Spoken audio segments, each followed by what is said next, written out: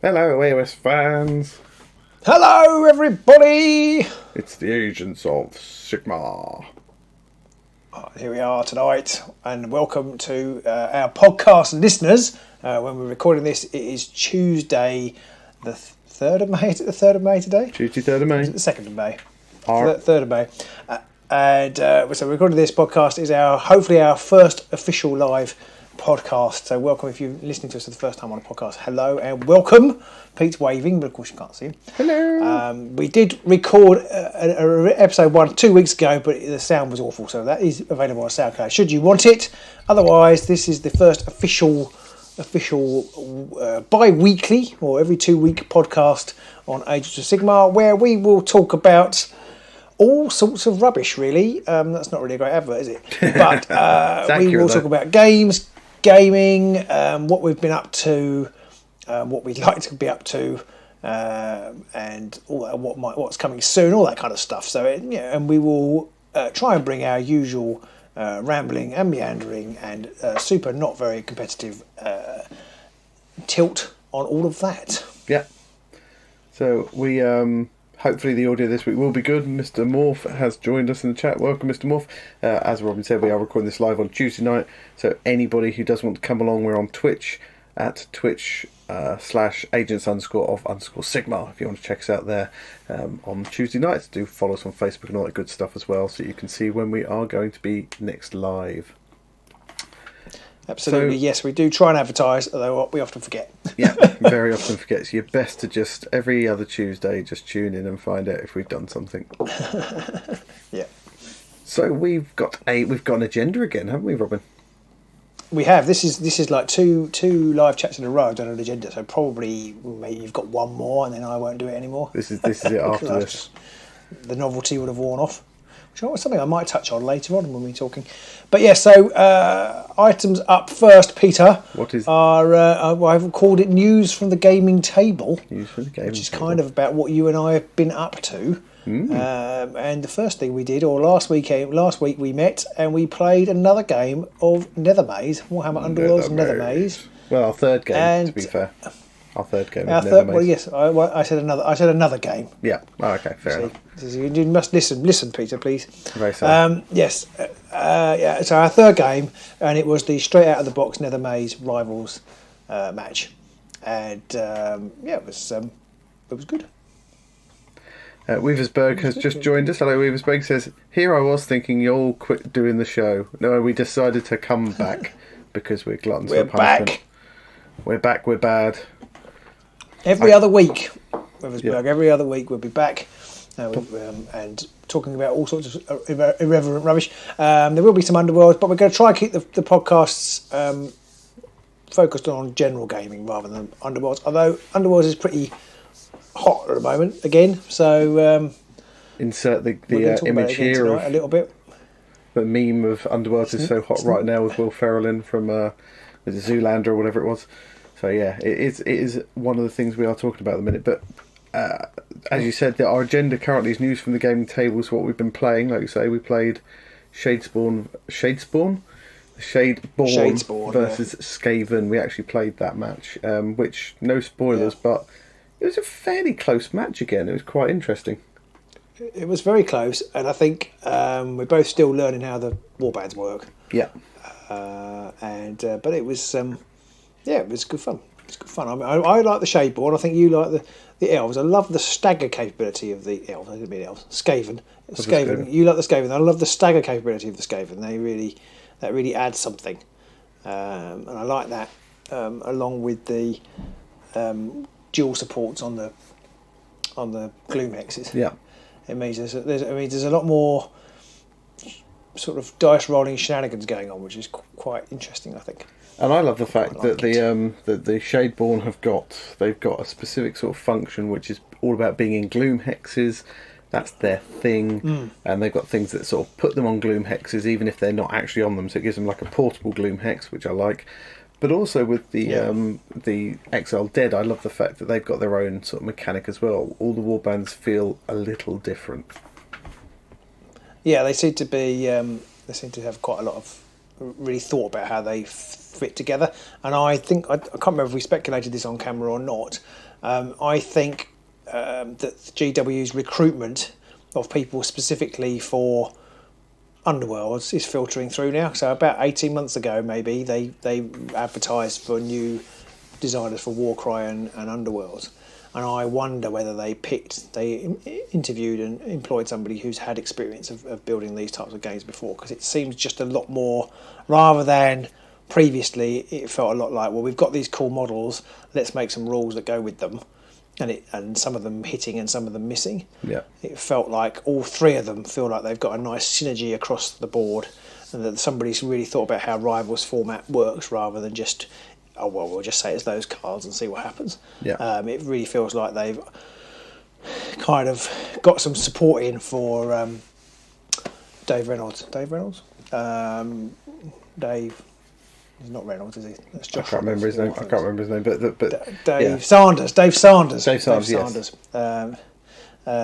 So it's interesting. Yeah. Definitely nice to have that feeling that the warbands are all different. Maybe not so much with the first three, although, to be fair, the Ogre Pirates, Black Powder, and the Cunning Boys, or the Cunning Crew, they do have their own feel as well. I just don't think it maybe piqued our interest as much with those ones as the No, possibly not. And I don't remember.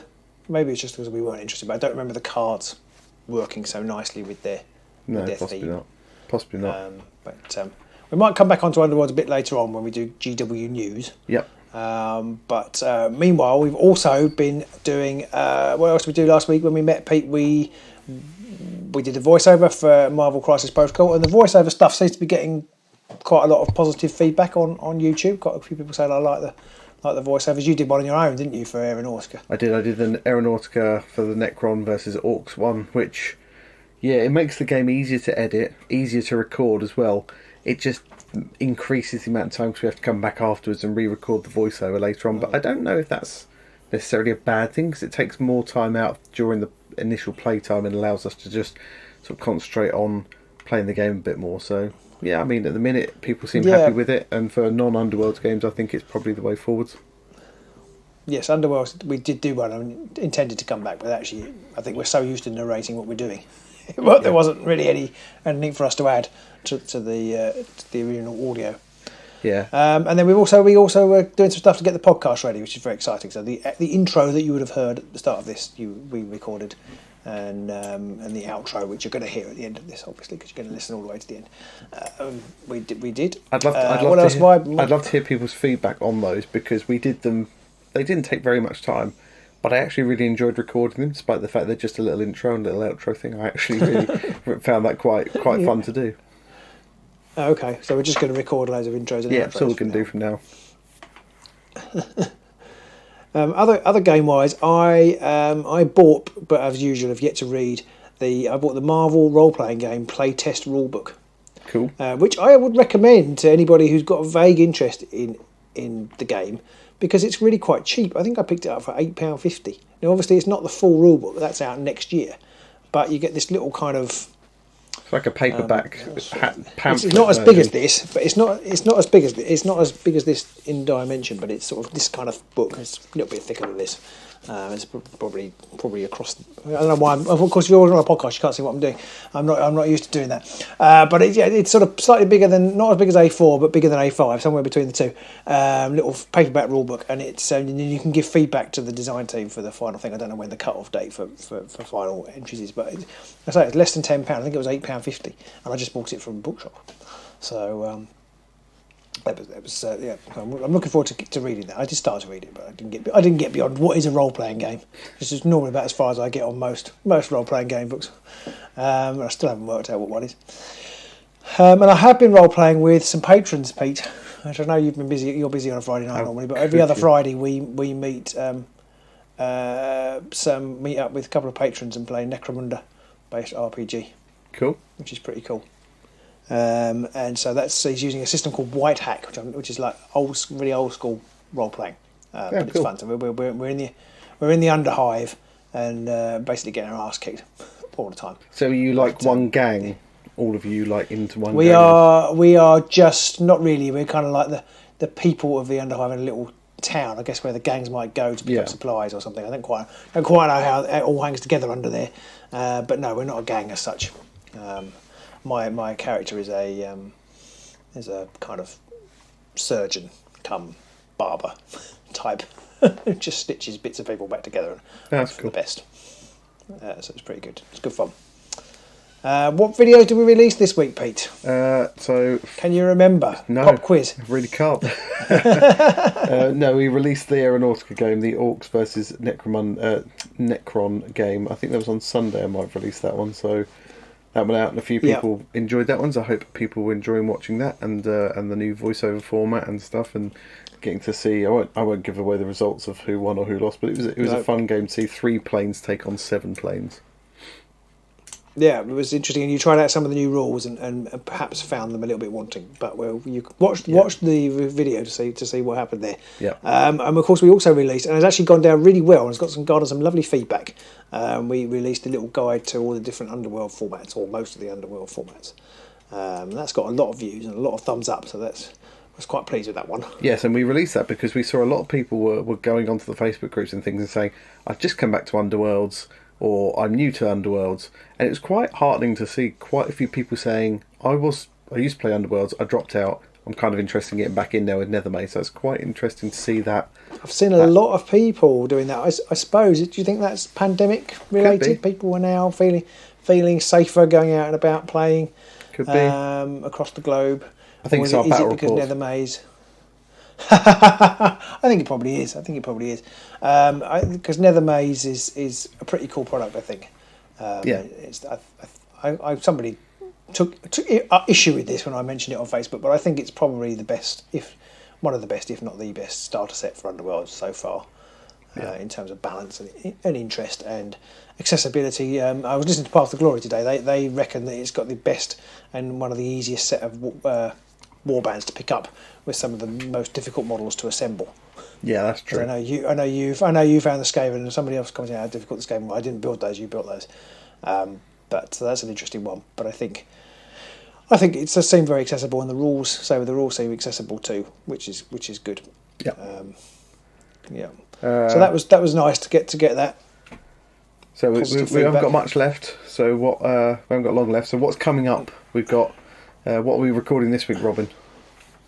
Well, this week, we have 100% decided, but I think we're recording Ascension Tactics, which is a game by, I think it's actually now published by Ultra Pro, the people who do the card sleeves.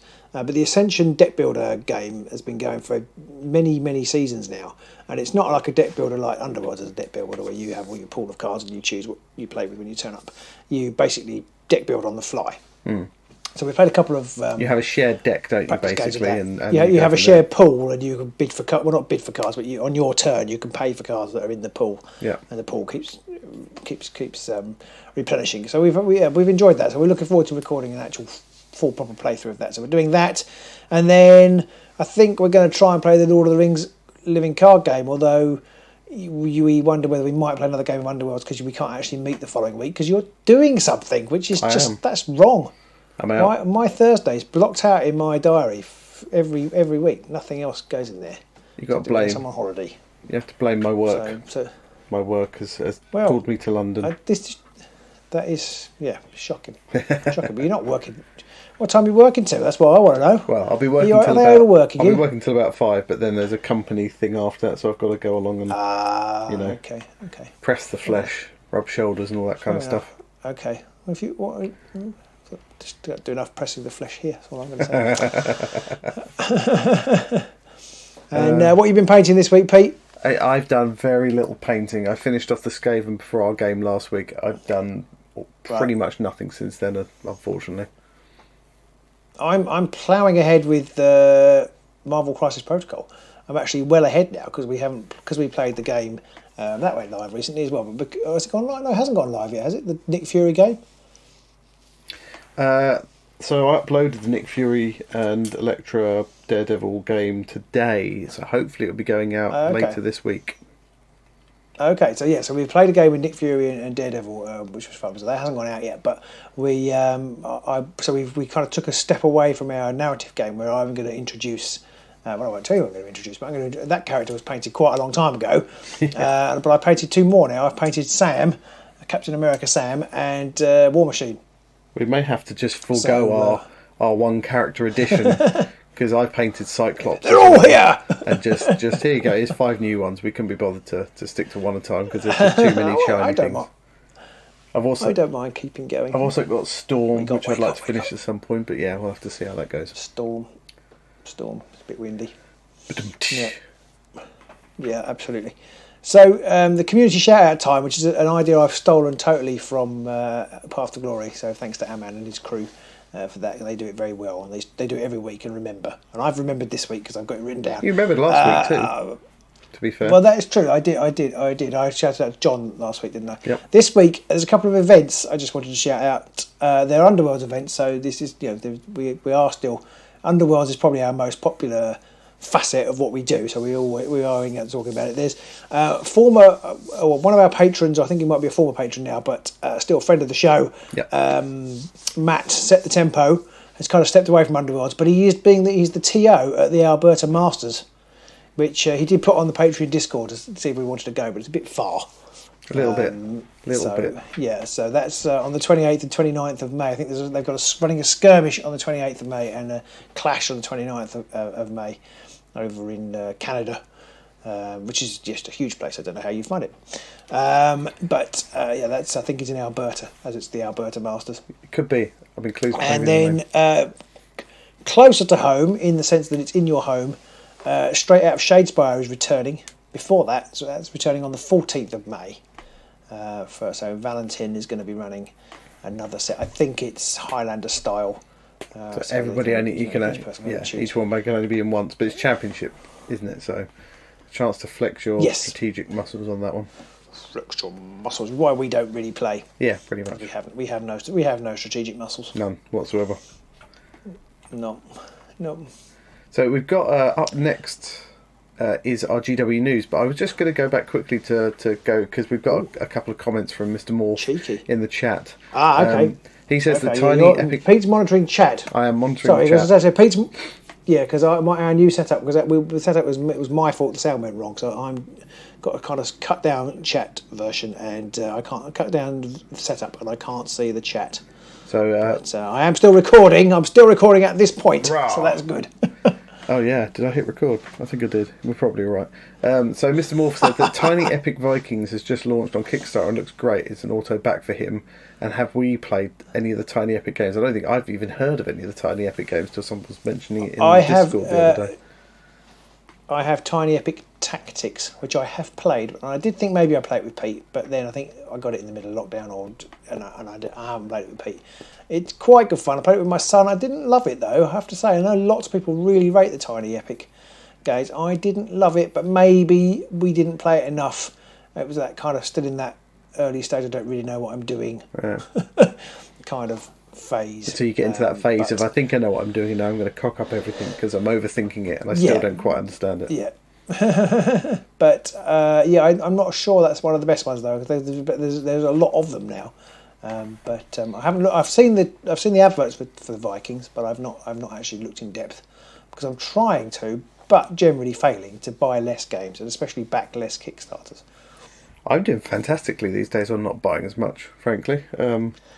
Yeah, I see. Well, we might cover that later on because I think you're a bit of an imposter in many ways. I possibly am. Yeah. Yeah. He also mentioned, Mr. Morph, that is in our Twitch chat, that he really likes the miniatures for the Nethermaze. He'd be tempted to pick it up if they put Bladeborn cards out for the warbands, and I would love for them to put Bladeborn warband cards, even if they were just online to download or something, or in a book for like a tenner to do something like that for Bladeborn. That would be fantastic. I think it would give us much more enthusiasm to play that more, because we've played the 6 warbands that are in there, and it's like, okay, but it might get a bit samey playing the same. It's a fun game, isn't it? It's a fun game, and it would be really nice to have it more supported. They tend to be a bit fire and forget those type of games for GW. Yeah, which is a bit of a shame.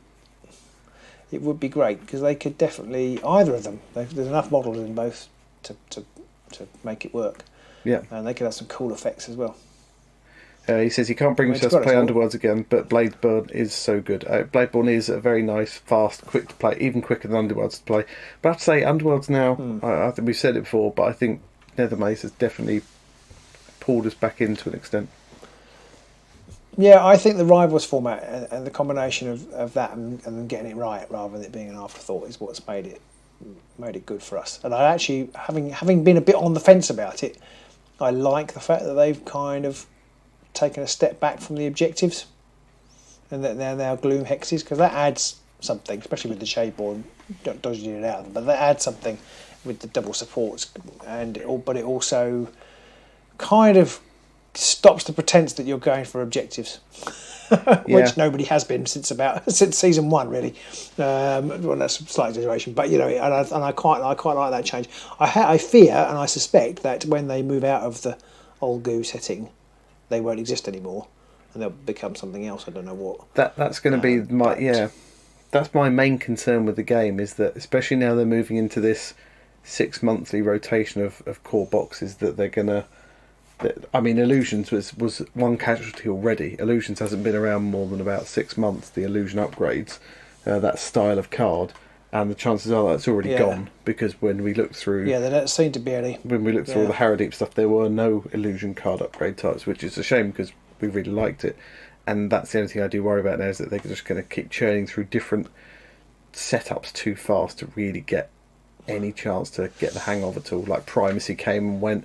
At least Primacy was around for 2 years, but it was around during 2 years of lockdown, so it still didn't feel like it was that that much of a integral part of the game. Isn't it still in the game? Sorry? Isn't it still in the game? Isn't it a diachasm? Oh yeah, well, yeah, possibly. But there's only one season of cards for it. Yeah, so it's already started to die out. But yeah, it'll be gone. Yeah. End of this year, Primacy will be gone completely, apart from the Mad Mob. So it's that kind of thing where it's like, it works, leave it in. But I guess at the same time they can't, because they can't keep variation up. I think that's my general criticism of. Well, we talk about this kind of thing a lot, but I think they do. Just generally, I suppose it's to keep generating sales. Everything in all their games moves on really fast. Yeah. And it is kind of like, and it is almost a bit like the Bladeborn. It is fire and forget. Yeah. Churn that out, sell it, don't revisit it. Yeah. Or do the next new thing, which I think is a shame, because I think, I don't know much about game design, but I feel like they with Primacy or Hunter, Hunter Quarry. Illusions, upgrades, all of those things could have been explored in more detail over a number of seasons, and I don't think any of the players would have minded. I think it's definitely a GW thing. They tend to do this churn much more than certain other players and certain other game designers, and look at things like Marvel Crisis Protocol. That hasn't really changed at all, apart from them bringing out new characters. That game hasn't really changed at all. Yeah, they can't know. I mean, they do. I guess they've added the odd bit and piece, and then they have obviously now got the grunts, which are. That's probably the biggest change in. Has it been out for 3 years now? Maybe. Yeah. Because it's pandemic time. It's just like, I don't know how long ago it was. It came out 20 years ago. Yeah, exactly. But it's that kind of thing. Even grunts aren't that big a thing. They're still off just a fighter. No, they just appear slightly different ways and are slightly pants, but have synergies with the other characters a bit more. So.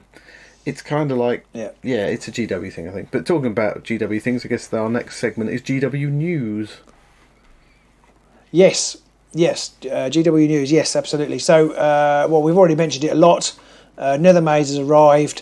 But not only that, we also got a timely FAR and designers commentary and errata and stuff. And I think that seems to be... And that's another good thing, actually. Sorry, I've interrupted myself there. But that's another good thing. If they are going to do core boxes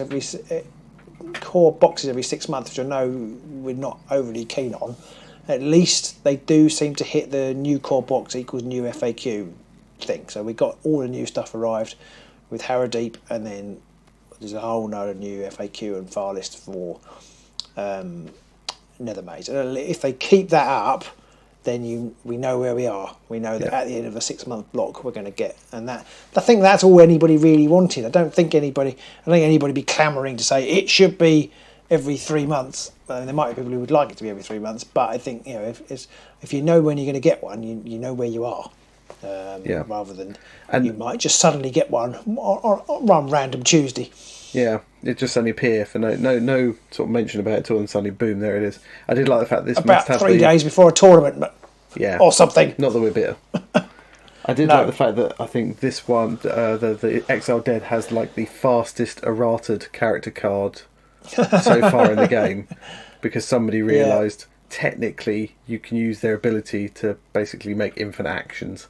It's like technically you can, but if you try and pull that shit off, no one's going to put up with you, basically.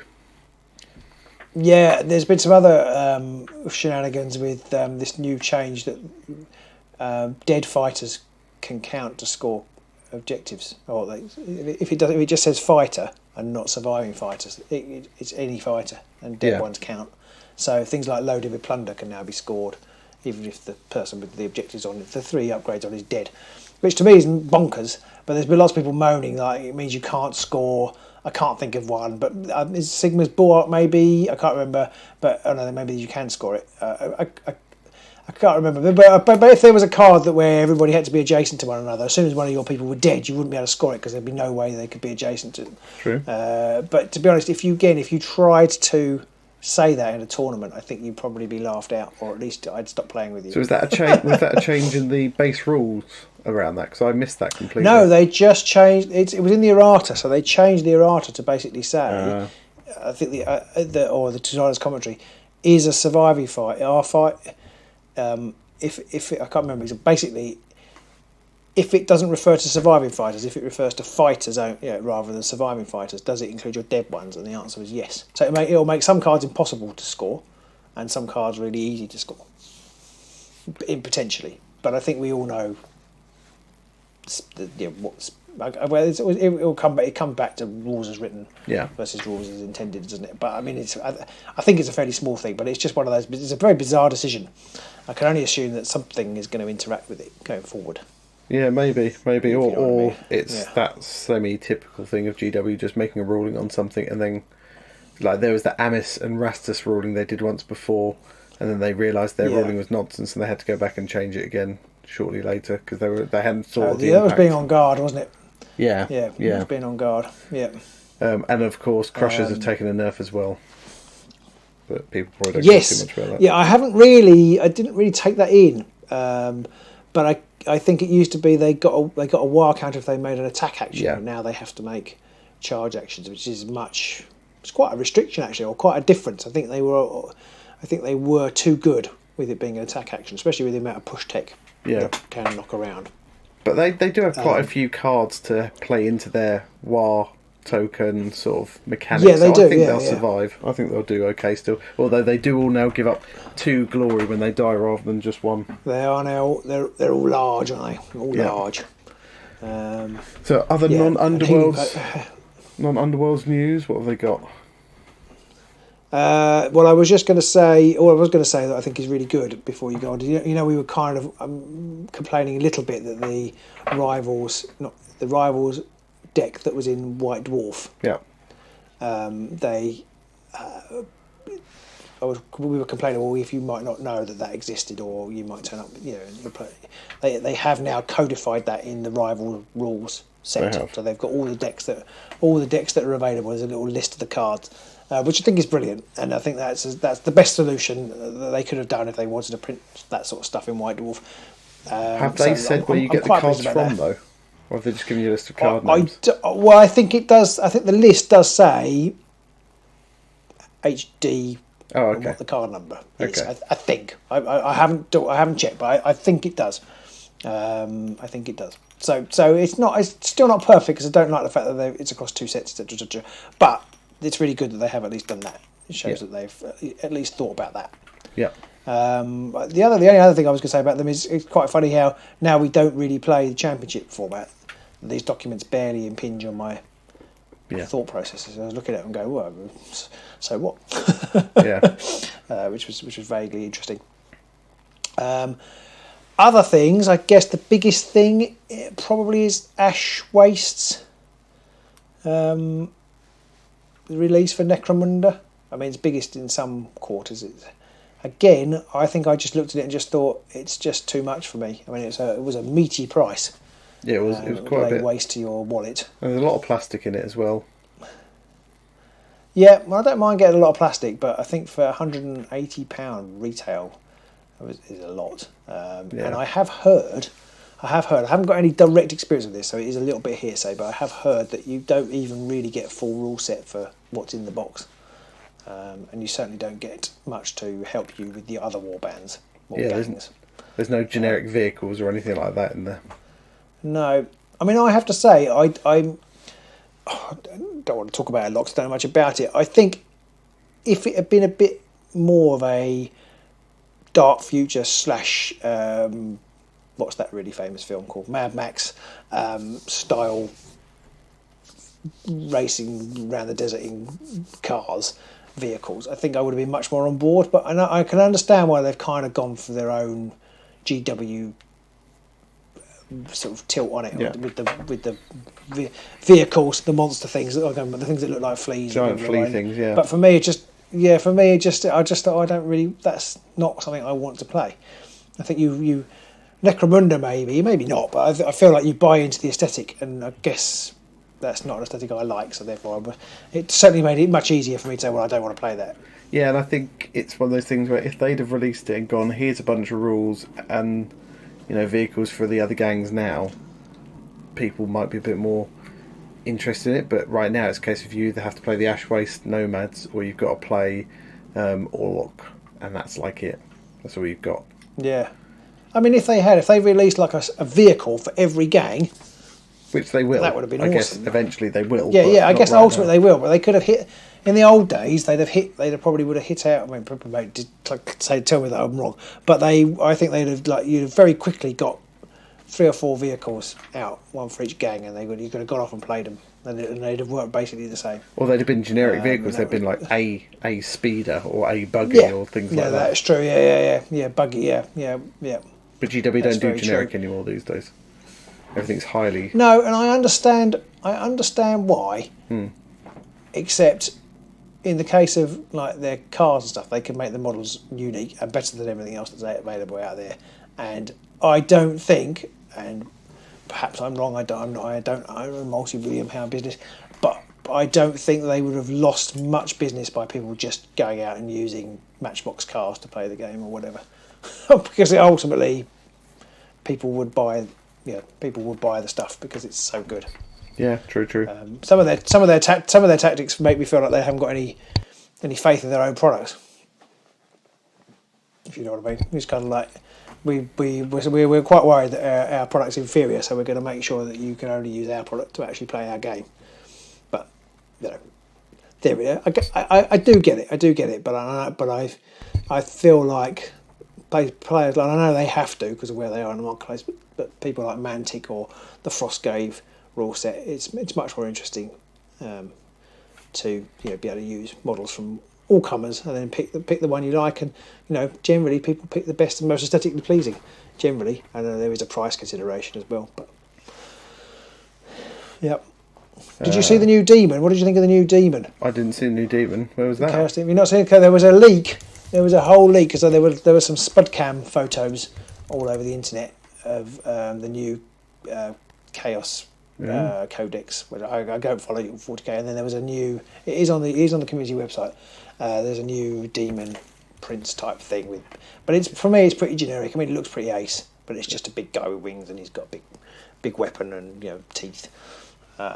It's quite cool, but it's not especially. Oh, it's just a bloke with wings holding an axe up type thing.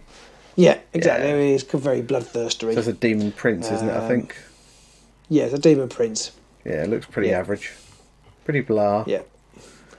Got some hooves. Got some wings. Is he driving a little red Corvette in Ash Waste? Demon Prince joke for you there. So the only other big thing, I suppose, and we're kind of, from our perspective, it's absolutely the wrong timing, because by the time we actually get to talk about it, it'll be 2 weeks' time, more or less, and there'll be nothing left to say. But Warhammer Fest reveals start tomorrow, and there's some more Horus Heresy stuff coming on Saturday, to look at. I guess depending on what gets announced and when, we may talk about it a bit on Thursday when we meet up, and then release a video. Oh, that's after true. That, maybe. Yeah, but I don't think there's going to be much Underworlds. Probably stuff, not. TBH, because there's nothing. There's no Underworlds logo. There's a Warhammer Age of Sigmar logo, but I don't know whether they still count Underworlds as I don't think they do particularly. And then the other day, so that I think tomorrow's 40k, the next day is AOS, the day after is Kill Team, Warcry, and Necromunda. So I'm guessing going to get more Ash Wastes. Interestingly, wasn't there like I know I'm looking at the wrong page. I'm looking at 2021's. Never mind. Okay. I was getting slightly excited. And then there's some weird demon thing outline, or whether that's a demon or whether that's a Tyrannid, which I'm assuming is probably a Tyrannid given their release stuff. What's going on with Nids at the minute? Yeah, there's Necromunda. There's Kill Team. I can see the new squats. I don't know about anybody else, but I think the new squat stuff's a load of bollocks. Just trite. Like big. Like this big thing about, we're bringing squats back. No, you're not. You're bringing like short Marines back. That's what you've done. They're just like short bearded Marines. There's nothing special about them anymore.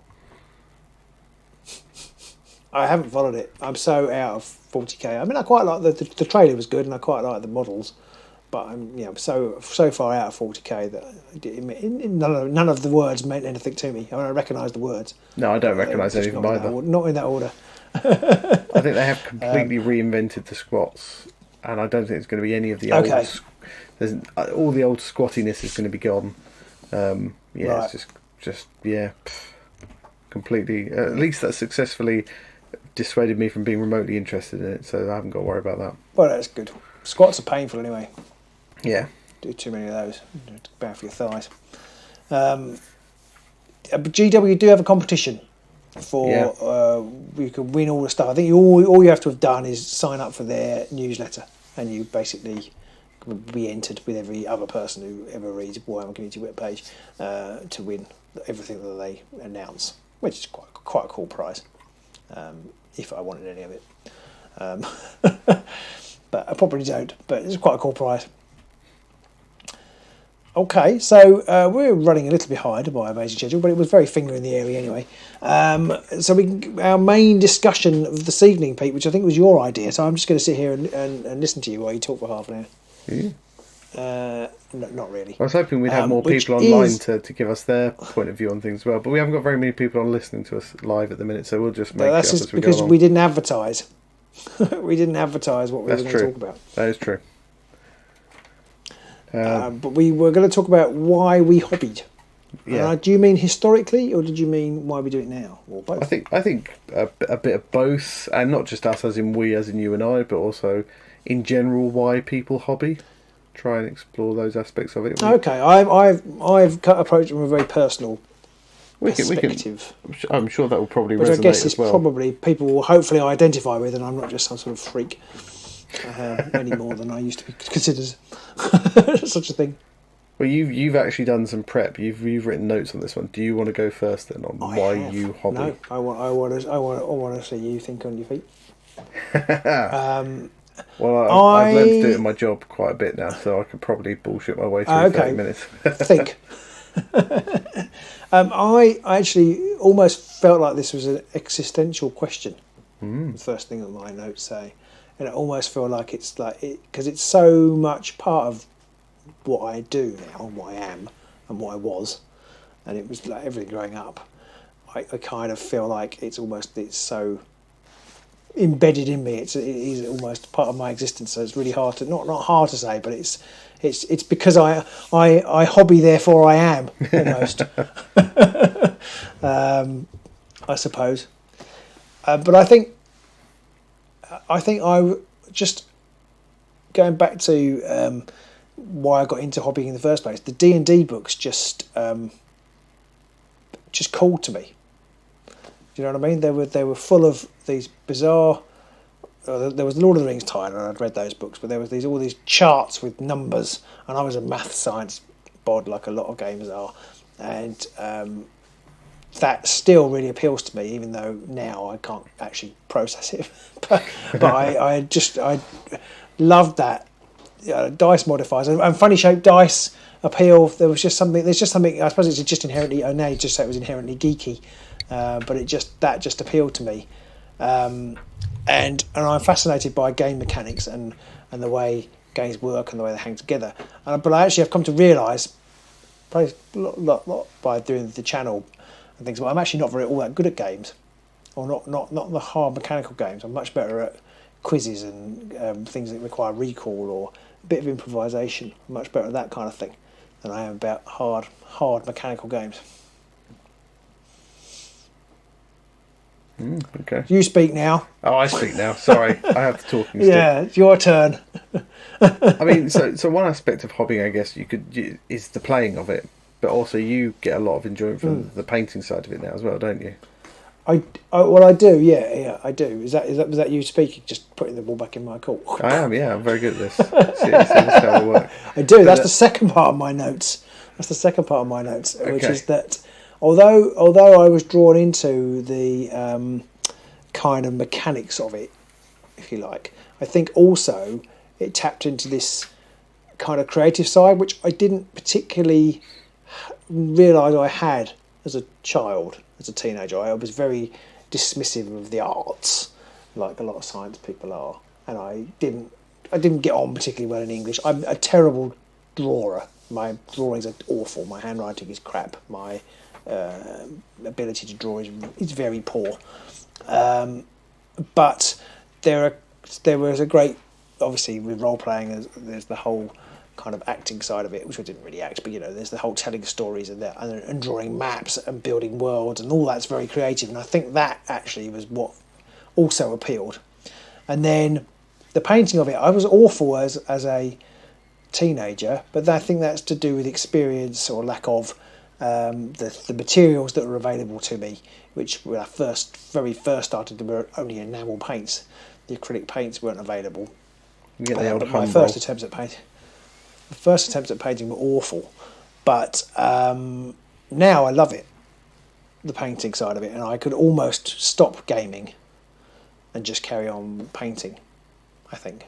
I mean, I would miss our Thursday nights, but if we had to pack up the channel for some reason tomorrow, then I would carry on painting. But I would play games, but I don't think I would carry on hobbying particularly. Or warhammering particularly. I would just paint the models, paint MCP models, paint whatever came along actually.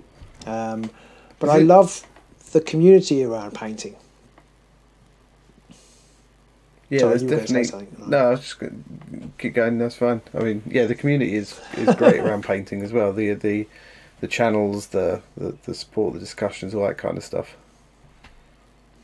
Exactly. I mean, we have our own painting channel on the Patreon Discord, which is probably the liveliest one and the most supportive one. But you can now get so much great advice online, either just through people's comments on Facebook forums, but there's countless video providers who provide amazing tutorials, and just it's very easy to find what you want to do online and attempt to recreate it. I mean, I don't get close half the time, but it's kind of, and it's very supportive, and I suppose I feel like gaming can be a bit competitive by its very essence. Somebody tends to win. Obviously, that's not always true with role-playing games and co-op games, but painting is rarely. I know they have Golden Demon, but painting is rarely competitive, and I don't imagine anybody gets up. Well, they might be disappointed if they don't win, but I don't imagine you get people rage quitting Golden Demon Award. Maybe they do pick up the sword and smash it through the cabinet when they haven't won. But you know what I mean? I feel like it's supportive.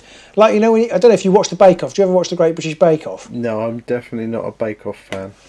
Okay, but everybody on there, one of the things that I like about that show is that everybody, although they're competing to win, that's almost secondary, and everybody just wants each person who is in the tent with them to bake the best whatever it is that they can bake. So they'll help each other, give each other advice. If somebody's running a bit behind, they might help them get stuff out of the oven, that kind of thing. And they help one another be better. And that, I feel like, is what the painting side of it is like. And I don't feel like it's like that with the hobby side, with the game side so much. Yeah. I mean, there is, people do, and there are lots of lovely people, and I've played people at Grand Clashes and they've said, oh, you've forgotten this or whatever. So it does happen, I do know that. But at the very top end, it gets a bad press because I think part of the problem with these complex interactive games is that the way to win is to game the system, is to find the loophole, to exploit a gap in the rules, and I suppose that you don't get that. You can't exploit a gap in the rules in a painting, painting, because at the end of the day it's just you, the paint, and whatever it is you're painting. Yeah. I think for me, the hobby when I was younger was definitely just the attraction to the artwork and the models when they came along, and I was definitely always more about the playing aspect of it than the painting side of it. So I was always much more interested in playing the games and stuff like that. And I think I've got into painting much more recently in the last couple of years, especially with the channel and stuff like that. And I was a bit more arty when I was a kid. I was always a bit more into art and stuff when I was at school. And one of our supporters, Morpher, said that he was probably into the drawing creative side, so it felt more natural to him. And I think I was possibly a bit like that. And I was into the general aesthetic of it. I loved the both the fantasy and the futuristic settings of 40k, and that sort of pulled me in. Whereas a lot of people got involved with Star Wars or Star Trek or whatever else because of the aesthetic. For me, it was always 40k and AOE and Warhammer.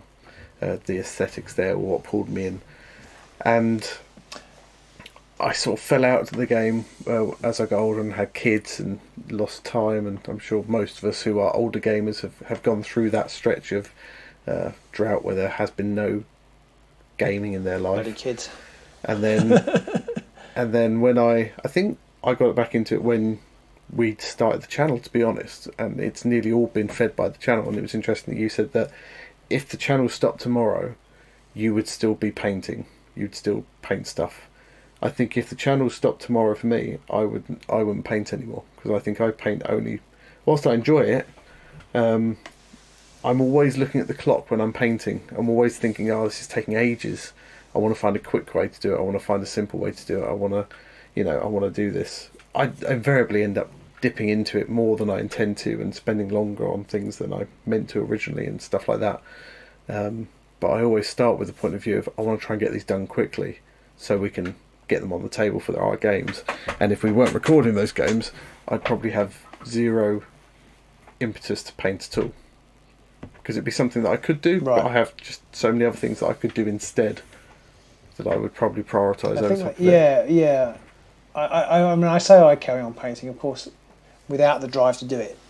Perhaps I would end up stopping, because it would be easy to, I won't do it today.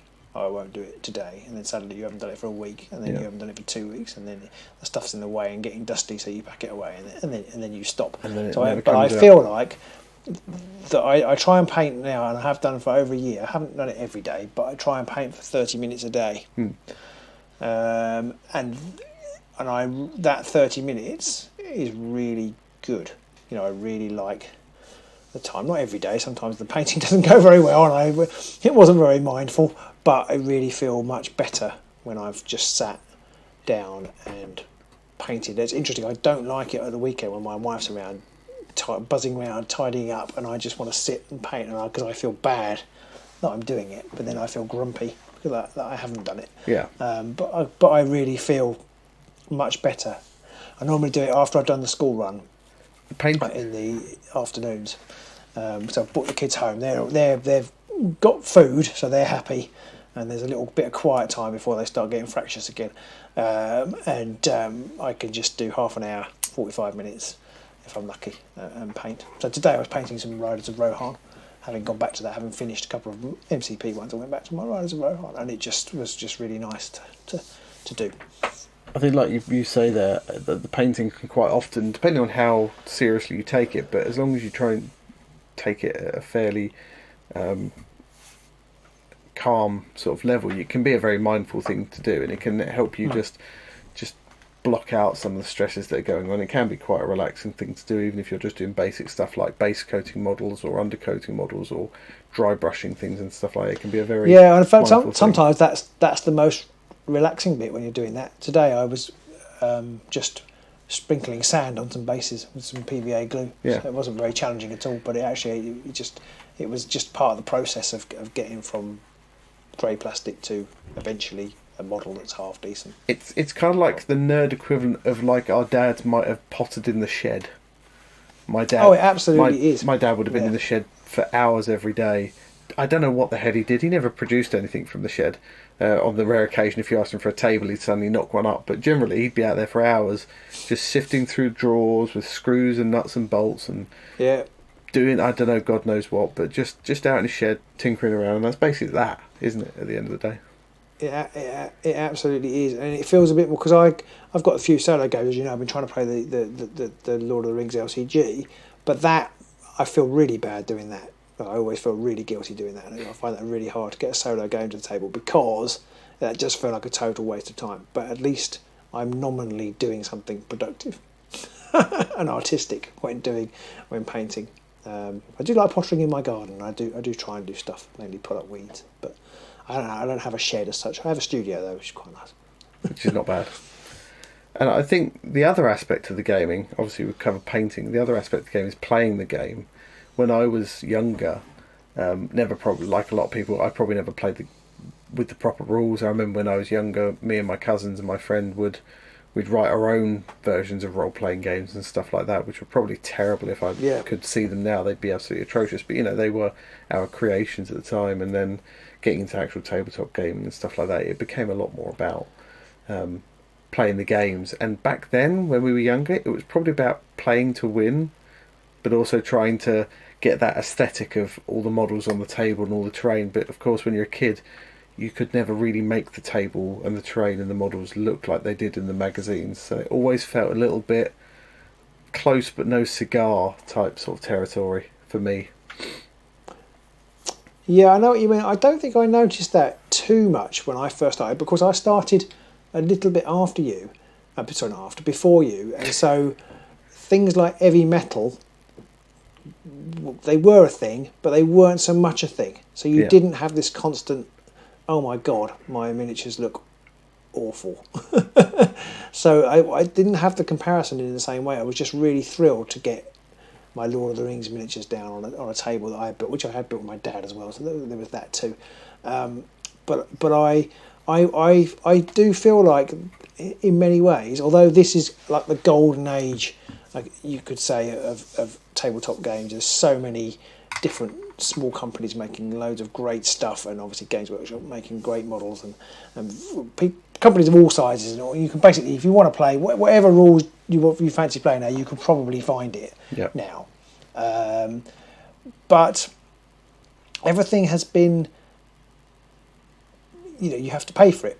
If you see what I mean, not surprisingly, it's a business, but everything, capitalism has kind of realised that there's a market there and sunk its sort of teeth into it, and you have to buy it. And I think people don't feel like, and maybe this is not true, maybe there are people who do feel like they can, but it's very much harder to make up your own rules for a Games Workshop product now, because you just get derided and told it's rubbish and whatever. So that's probably partly because you're not only making it up, you're putting it on Facebook or whatever.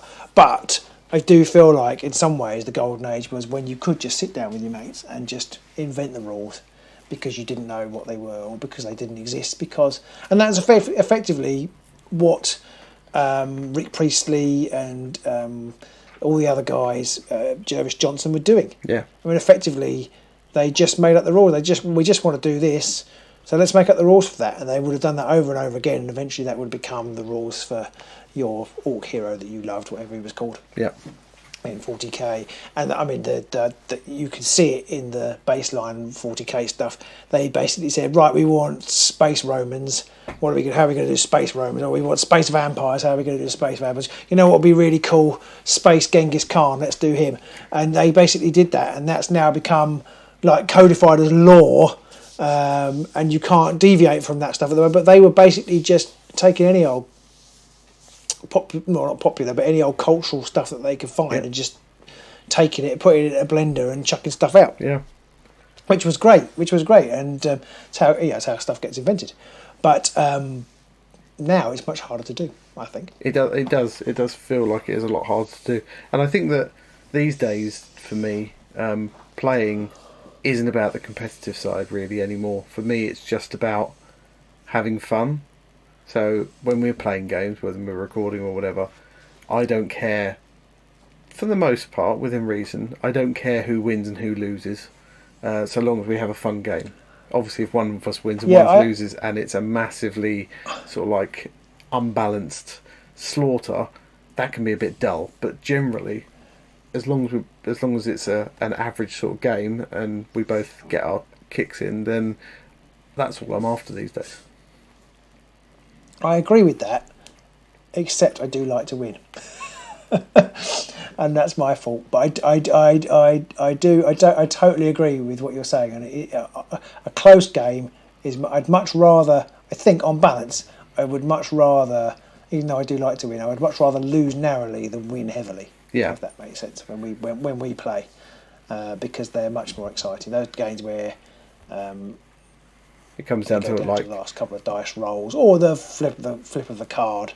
I've actually got 2 glory and you only have 1 glory at the end. That kind of thing that's much better than the experiences. And they're the games you remember. I don't remember, apart from the fact that we record them.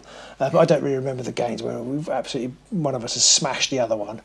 I remember the game when I had the Stormcast that I hated. But I am more competitive than I want to be. I'd say I'm competitive. I'd love to win each game that I play, but like you, I'd rather lose a close game than win a heavily one-sided game. So, yeah. I think some of it's definitely to do with investment. We've kind of gone off topic a little bit now, but I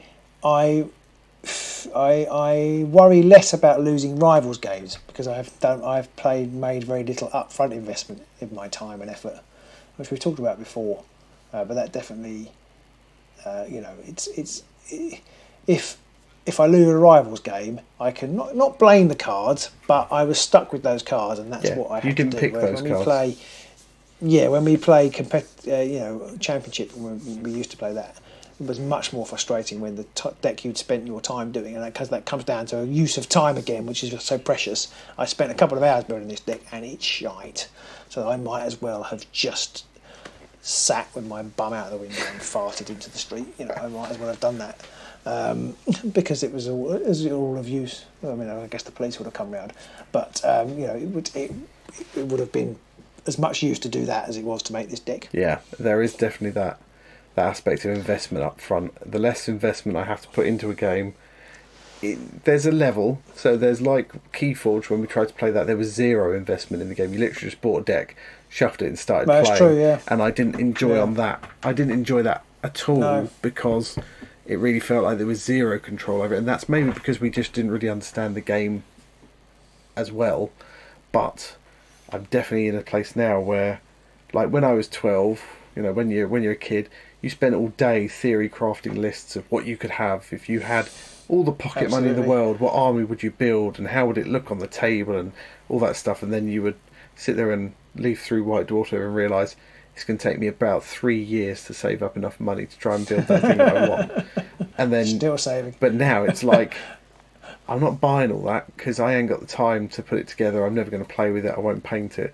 So I'm just going to buy the one thing that I want and I'll just do that instead. And another aspect actually of hobbying, of why we hobby in general, obviously part of it's building stuff. There's painting, but before that there's building. And Morph mentioned that he thinks he finds building more relaxing than painting. But I know you hate it. Right. I do not get that. Lego, I love building Lego, but I do not get why people enjoy building miniatures. I know that's to do with my cack-handedness, which comes into the drawing and stuff again.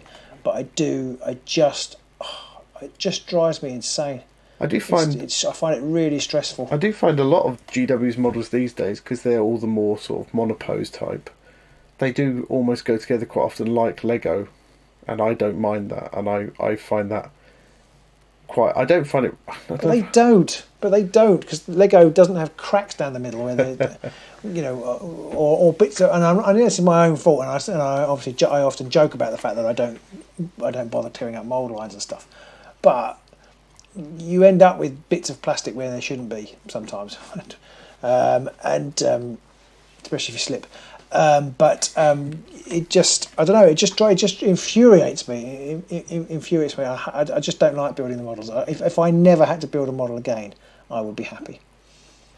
See, I could probably quite happily sit there. Everybody. Sorry, go on. Sorry. I was going to say, but everybody, and it's good, everybody likes different things, and that's great. Exactly. So it's great that you like building models and I don't, because you can build them for me.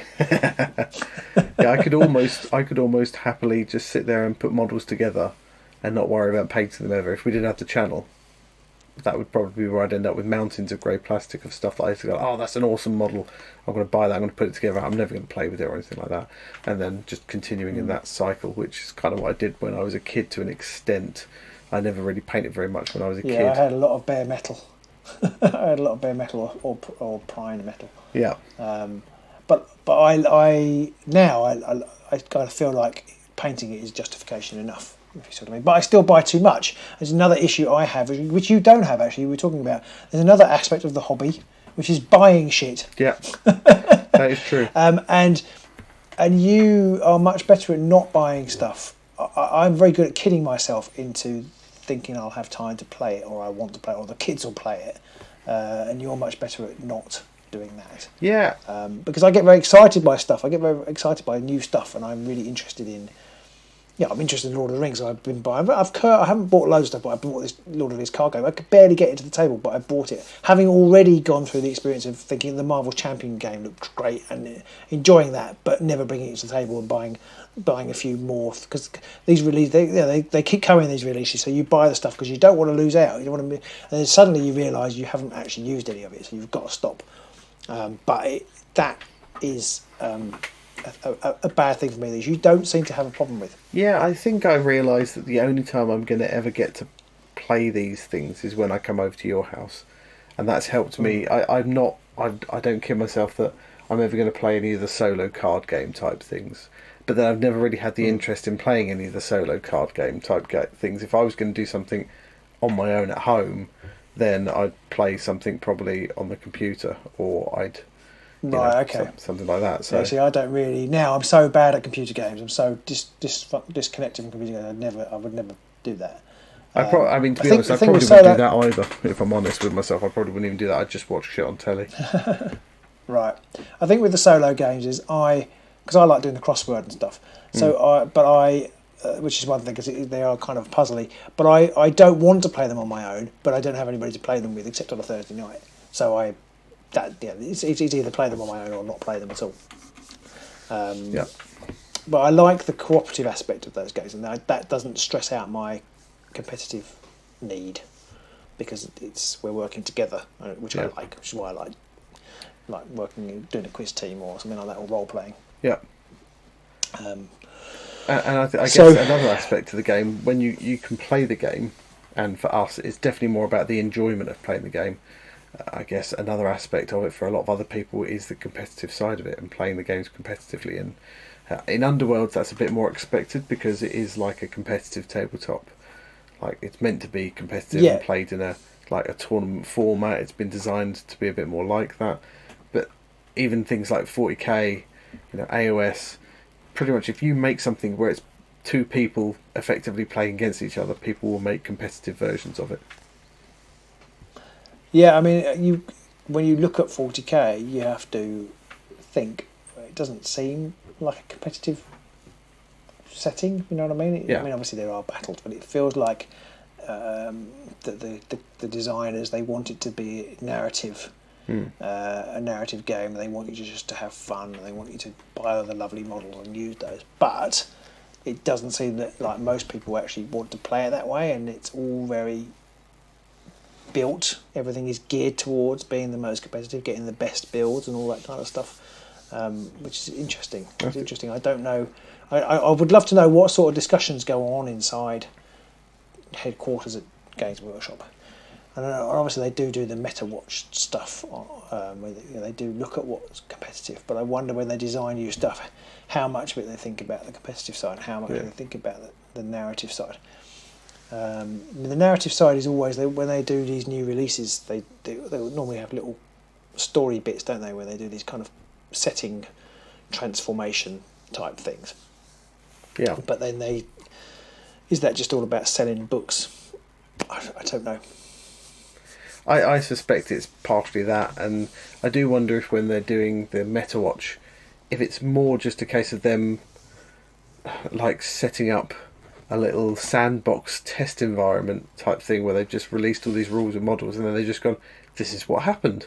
They've got zero kind of preconceived notions. They're just going, oh look, we did all this stuff, and bizarrely the thing we most recently released isn't actually top of the pile, it's some other thing that we did. And I'd love to know how much that feeds back into things, because there's a lot of people out there that say that competitive play is the better way to play, or at least they say that competitive play helps balance the game, and I personally think that that's a lot of shite.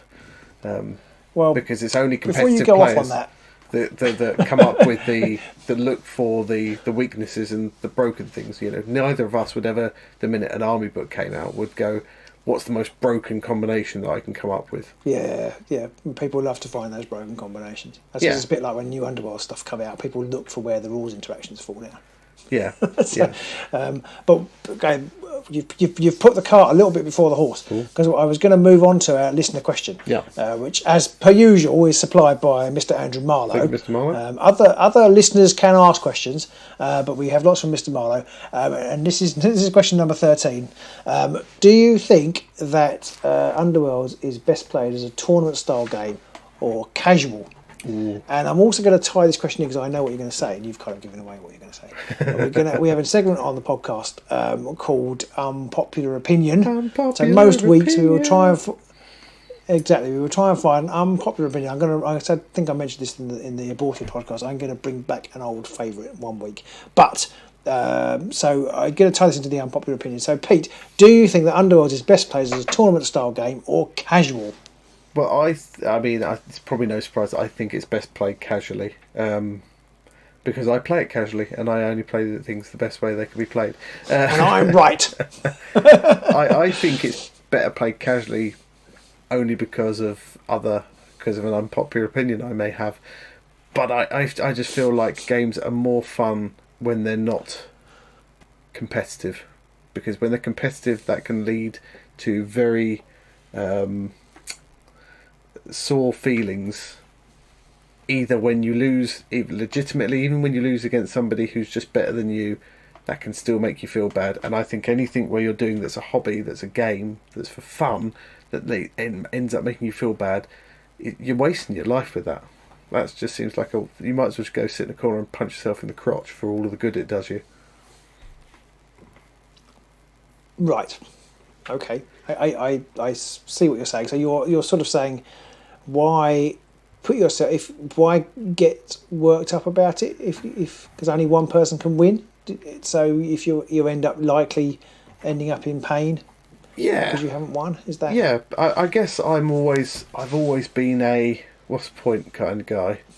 Whenever people are being like, sometimes you end up doing things in a group setting, and quite often it might be a work thing or something like that, and there's always somebody in the group like, come on, let's go, let's really hit this, let's get, and you're like, why? Okay. Why? What's the point? Yeah. And then, we've got to beat the other team. That feels to me like quite a different.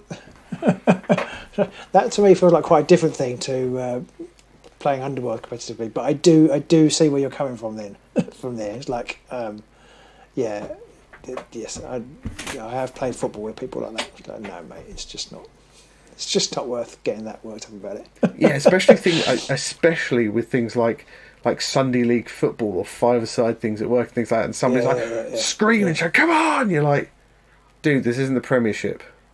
Like, the goalie's just in the corner taking his asthma inhaler and having a swig of his Guinness that he put beside the goalpost.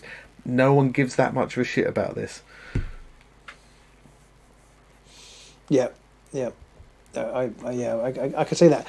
My counterpoint to that, I suppose, is the competitive players drive the game. They make the game better, and they bring out new and interesting ways to play the game. That's my countermark. I'll acknowledge. I'll acknowledge that sometimes, and there are definitely people in the Underworlds community that have come out with suddenly new and interesting ways to play with warbands. I can't remember his name. The guy who played the Eyes of the Nine with the Feed the Beast Grave deck, that kind of thing. That was quite funky. That's me. I did that. No. Eric comes out with brilliant. Used to come out with brilliant Eyes of the Nine. And there's another guy whose name completely escapes me. But he had a really good Blade Coven deck, and it kind of opened my eyes to I think it was a time when I was a bit down on Underworlds, and I was thinking, everything's the same, the meta's the same, it's all great strength, potion of rage, that kind of thing. Although potion of rage might have been out by then, but that, it was the same. We're basically seeing the same 32 cards in every deck, kind of thing. Not quite, but and he just had some really neat tricks, which just looked really great. And I thought that made me think, well, actually, yes. That to me is worth aspiring to. So I'm trying to think of things that other people haven't, which I quite like. And I think there is something, and it's interesting because painting, I was talking about, painting isn't competitive. Well, I say they do have tournaments, but it isn't competitive. But you are kind of competing against yourself in the sense that, or you might not be, but in the sense that I don't think anybody paints and thinks, I want to paint this and be just as good as I was last time. I'm happy with the level I'm at, and I've got no interest in improving my painting skills, and I'm just going to paint every day for the rest of my life, and I'm not going to try and get any better. I don't think anybody does that. I kind of do. And I'm not saying that to be bloody minded, but if I look fair enough. If I look at my Skaven that I painted and I compare them to the orcs I painted last year for Kill Team, or some of the stuff I painted a few years before that, they're kind of all of a similar level. I haven't done anything different in any of them. I haven't tried anything new. I've done the basics, sort of like base coat, wash, some highlights. That's kind of been it for me. I'm going to get your miniatures out when we finish, and I'm going to look and see whether they've improved. They might have got neater. They might have got a bit better, but I haven't introduced.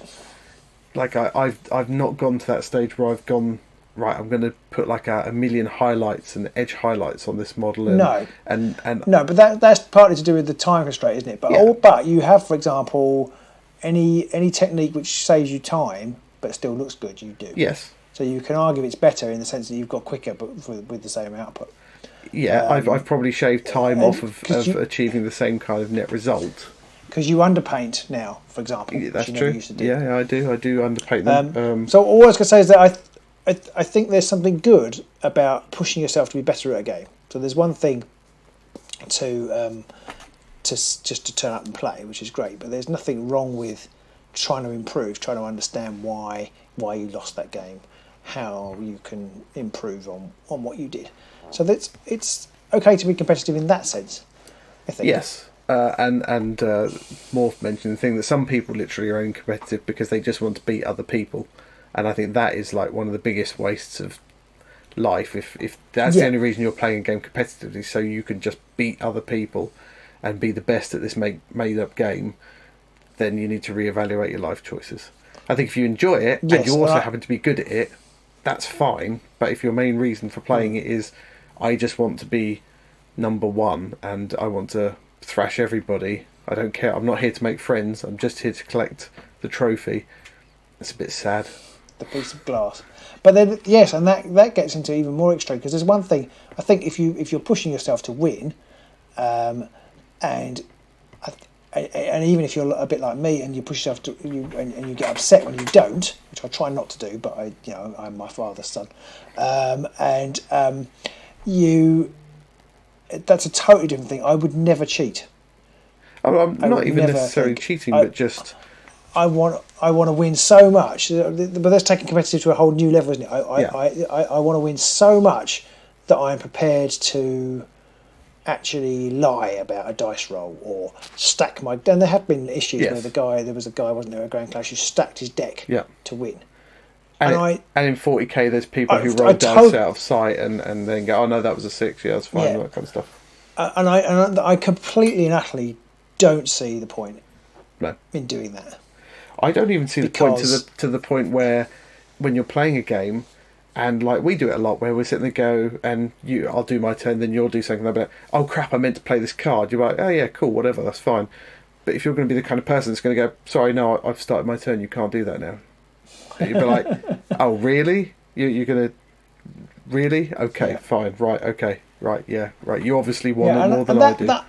I could see that a little bit more because remembering to play your cards or whatever is part of the game. But we all do make mistakes. So you've kind of, I guess you've just got to judge whether the person made a genuine error or I don't know. But I could see more why you might say, look, I'm really sorry, but actually it's my turn now. I don't think I ever would. I don't play it at level enough, high enough. But to actually, if you won, knowing that you'd stacked your deck, so you've gone through the whole day, you've gone unbeaten, but every game you'd stacked your deck so that it came out in a certain order. Would you not look at the glass every day and think, I don't really deserve that because I cheated? I don't think. Or maybe you feel like you do because you cheated and you got away with it, and therefore that's all part of the game. Yeah. I mean, that's just another. I've been really big into watching stuff about poker recently because I used to really be into poker years ago, and I really enjoy watching videos about it. And some of the things that people do on there, where they'll basically go as far as they can cheating without actually getting like kicked out. At least it makes sense there, because usually it's for like tens or hundreds of thousands of pounds or dollars. That's for lots of money. This is like for nothing, absolutely nothing. And that's where I really don't see a point when people really go to the nth degree to win a 40k tournament or something. You sit and think, but in like 6 months, it won't matter at all because the game will have changed so much that it just doesn't matter. It just seems so massively pointless to me. If it's something you want to do as a fun thing, go out, play tournaments, maybe win, but the key aim is mostly go out, have fun, play some games, and maybe win as well, that makes sense to me. But when it's just, I'm out for blood, and they take the same kind of line with those kind of games as boxers do, or professional athletes, that's when it gets weird to me. I just don't see the point in that at all. Although interesting, you bring up boxers and professional athletes there. Isn't that just the same thing but in a different game? Sort of, but there are different aspects to it. One, normally all sports have money involved, and pretty much all hobby stuff doesn't have any money involved. So, so there's that key aspect. But also, at least with boxers and professional athletes, unless you get into the whole doping side of it or really severe injury, generally being like a professional athlete is good for you because it's good for your health. Okay. So there's that other aspect to it as well. But like, if it's just... What about chess? Well, I mean, chess at least has very little buy-in, and if you're good at chess now, you're probably still going to be good at chess in a year's time. If you keep playing. Whereas in 40k, it's a case of, well, that army you bought a year ago might not even exist in a year's time because GW might have just squatted the whole thing, and just gone, actually no. Or they've just changed the rules so that all those things you bought you can't use now, or you can't use 90% of them because it was obviously broken when you made that list, and now they've changed it. So, but if you're good at chess, you're good at chess. Yeah, I mean, chess fascinates me. I often bring up chess, don't I, when we're talking about these kind of things. Chess fascinates me because it's the same. It's been the same for centuries, and people still play it and love it and play it to a very, very high level, much higher level than the best Warhammer Underworlds players would ever get to with Warhammer Underworld. Oh yeah, yeah. And it doesn't have an evolving. People don't bring out new armies for chess on a regular basis. So chess fascinates me from a gaming perspective. Which perhaps we should talk about that. Have a whole podcast devoted to the difference between chess and Warhammer Underworlds or war games. But any non-GW sort of game, I think, is inherently always going to be a better comparison, because things like chess, it doesn't change. Obviously the meta changes over time organically, but not because the creators of chess brought out chess version 32 beta where both players get 3 queens or something stupid like that. It stays the same, and that's again why I like knights can no longer jump over pieces. Exactly. you know, if you line up 3 pawns in a row, then they can turn into a rook or something like, you know, something stupid like that. You know, they don't do that. And things like poker, it stays the same, and everybody has access to the same, you know, cards. It's that kind of thing where it becomes more about the player using what they have the same as everybody else has. And the rules themselves don't change. People, if you're good at a game of chess or whatever it is like that, you're always going to be good at it. But 40k, I mean, go and find me the winner of the you know, the GT, you know, from 2015 or something like that. Do they even play the game anymore? Probably not. You know, that kind of thing. Well, probably still in their bedroom. Exactly. So that's why I don't see the point in the competitive side in it for me. Okay, but then similarly, I know the game's the same, but like for example, with very few exceptions, Olympic medal winners don't very often retain their title, and that's 4 years, and you probably would struggle to find them. No. But I do see where you're coming from. There's no point in being so competitive that you make yourself miserable when you don't win, or even when you do win, or you know, or just make yourself into not a particularly nice person just for the sake of winning a trophy, whatever it is. Exactly. I have to say a lot of ultra competitive sportsmen in whatever field are quite often very driven and probably not all that nice, which is an interesting thing. But I do think that games require a bit of competition in order to, especially games like this, in order to make them better, and you get better games with people playing them, taking them seriously, I think. Yeah, maybe to an extent. I don't hold with the thought that people playing games competitively make them more balanced, because generally I don't think so. Because generally it's always the competitive people that are finding all the little loopholes and things to exploit, and therefore unbalancing it. I guess they make it more balanced. True, that's true. I suppose all what happens ultimately is that then that gets all tightened up. So it makes it better for the people following in their wake. True. But then they just find something else to break. But then I suspect that casual players like you and I wouldn't give a shit if the best army that's very true. would be 6 of this model and that's it, because we'd be like, but that sounds boring as fuck, so we're going to actually play with these models because they look more cool. We would never have asked for Markov's reaction to be, or his action to be changed, because we knew it wasn't meant to be an infinite loop of attacks. We just never asked, because that's clearly not how it was meant to play for the new FAQ errata for the exiled dead guy. Yeah. I think. Okay, so I'm just going to switch back over because we're getting towards the end. We've got about 5 minutes left. And I've lost my runtime. There it is. So, general gaming news. This might interest you, but probably won't in view of the conversation we've had this evening. I've saw a whiff of a rumour on Facebook that Marvel Champions is going to be getting the X-Men. The card game. Yep. Cool.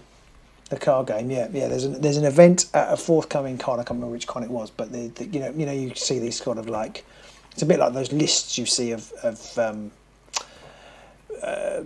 things for shops to buy, and it has stuff written on it. It's one of those kind of lists, and it's called Mutant Genesis. This event and this con. So people think the X-Men are coming, which is quite interesting. Marvel Crisis Protocol's got a couple of new figures. They announced a couple of new figures this week, and I'd not heard of either of them. No. Black Swan and Super Giants. Heard of Black Swan? That's got what's her name in it? It has Natalie. Is it Natalie Portman? Yeah. And there's a guy wrote a book about black swans as well. I tell you what, Natalie Portman, she's going to get fucked up by Wolverine. I'll tell you that much. I don't know, because she's going to be Thor, isn't she? That's true. It's true. Yeah. Yeah, she might be right then. That is Natalie Portman, isn't it? Yeah. I get. Yeah, yes. Yeah. So, and so. Yeah, I don't particularly like either model. I don't know who either of them are, so I don't think they'll be added to my roster anytime soon. They're both characters in the Black Order, aren't they? Whatever that is. I believe so. But I don't know much about the Black Order. So they're Thanos servants, basically. Thanos around. Yeah. And this possibly the most mind-blowing piece of gaming news that I found out when I was doing extensive research into gaming news. They're going to make I'm pointing in an aggressive manner. They are going to make an Exploding Kittens movie. Oh my god! Don't get me wrong, I freaking love Exploding Kittens, but I can't understand. I mean, I guess it's going to be the same kind of thing as when they did an Angry Birds movie. It's going to be Probably, Yeah. Yeah. Nothing to do with the game at all, No, really. basically, it's going to have just the occasional cat exploding. I mean, it's not even like Exploding Kittens has characters. It's just random nonsense around stuff. Yeah, It's just I can't say how it's going to work. There's also going to be a D&D movie. I didn't realise. I also found out, but that wasn't particularly news. That was announced a long time ago. But I hadn't realised there was going to be they're doing a new D&D movie. I mean, it's got to be better D&D than the last. Been hugely popular. The last D&D movie didn't that have Jeremy worse, Irons in it or something? Or was that like? It did. Yeah. That was quite bad. Yeah, it should be huge. Really, everybody's into Critical Role and such like. I guess though, with things like D&D movies, it's just another fantasy movie, isn't it? It's just. Yeah. There's nothing about it that's going to make it fundamentally D&D in the movie. Just the setting, I think. I think it's going to be set in the Forgotten Realms setting. So that kind of thing. Like, I guess if you made Curse of Strahd the movie, people would be going. Diaries or something. People would be going. That's Dracula. They've just done a film about Dracula. Yeah, I don't think they have people actually rolling. Oh, I've rolled a 20. You're dead. There'll be a character who gets stabbed in a pivotal fight scene, and the healer will run over and he'll go, "Save me!" And they'll go, "I rolled a 1. Sorry, mate." Maybe next week we should, or maybe not next week, but in a future podcast we should do a movies that could be turned into games, or games that could be turned into movies.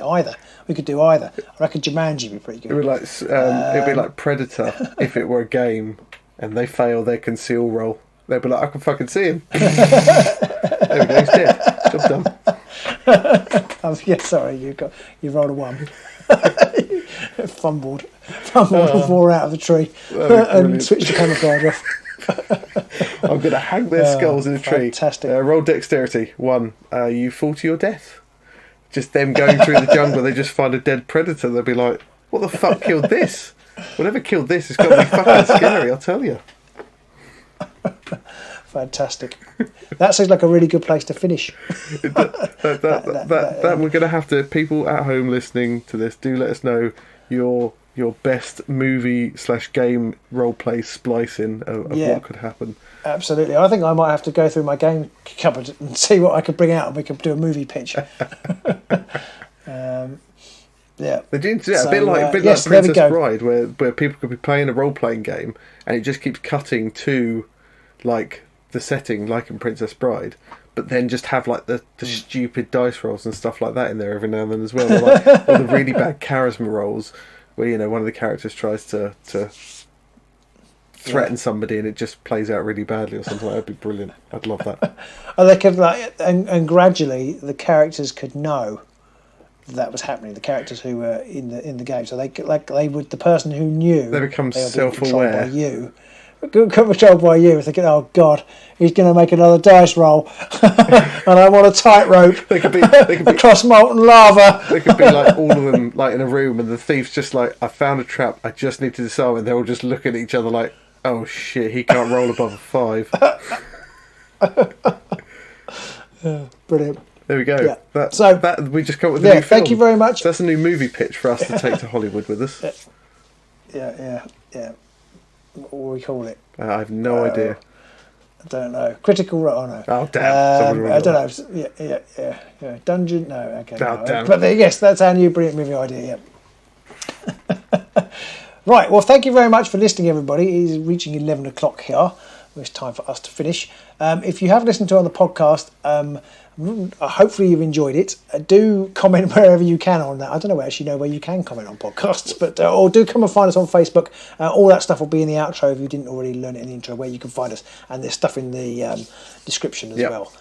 Where you can find us. Do come and say hello. We want as many people to listen to us as possible, or who can stand it.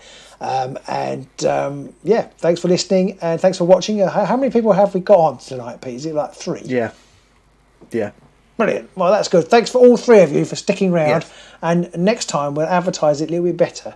Maybe we'll get a little bit more dynamic commenting going on. Yes. Have we got any more? Have we got any comments, or is it all? Mr. Morph has been chiming in along as we've been chatting along, but he's mostly been either agreeing with us or calling players that play the game overly competitively Tories and various other phrases as such like that. But fair enough. Yeah. Brilliant. Okay, lovely. Well, thanks for watching, Morph. And thanks for watching, everybody else. And thanks for listening. And we'll see you soon on the Agents of Sigmar.